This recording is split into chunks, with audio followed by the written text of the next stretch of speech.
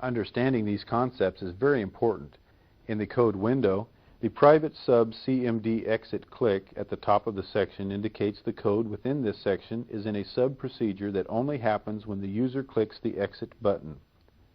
The end subline, placed after the code, drops us out of that procedure.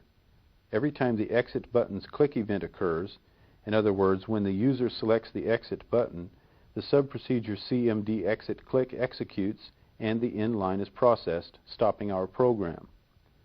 Let's try another example by clicking the View Object icon in the Project Explorer, and we are returned to our form.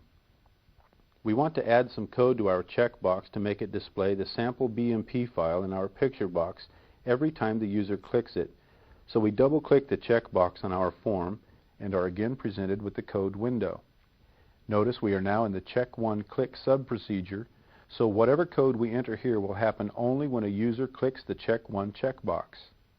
Remember that checkboxes have a value property that can either be checked, unchecked, or grayed, so let's use this value property and the first two options to see if the user has checked or unchecked our box.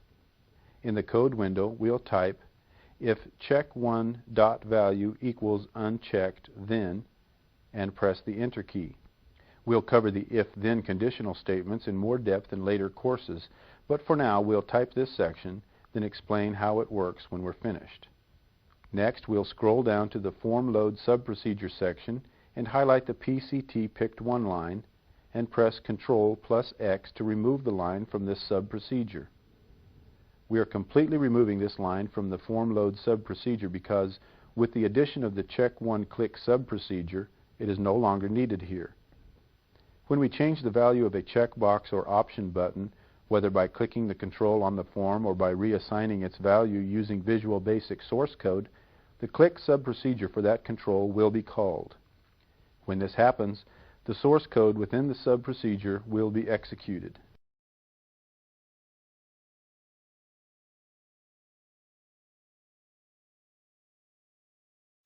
Let's continue working with the Check One Click subprocedure.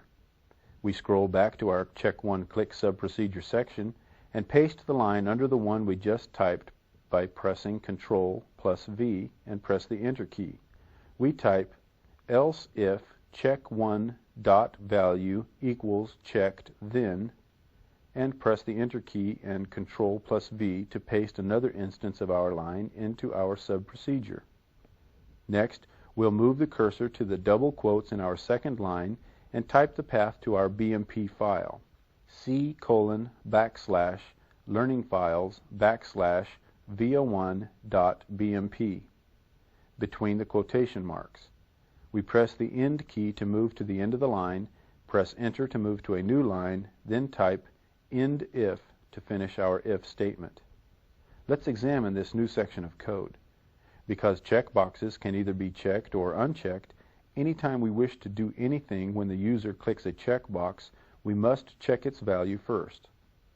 When the user clicks the checkbox, the first line in our subprocedure checks to see if the value property of our checkbox is unchecked, and if so, it executes the second line of instructions, which loads nothing into the picture box.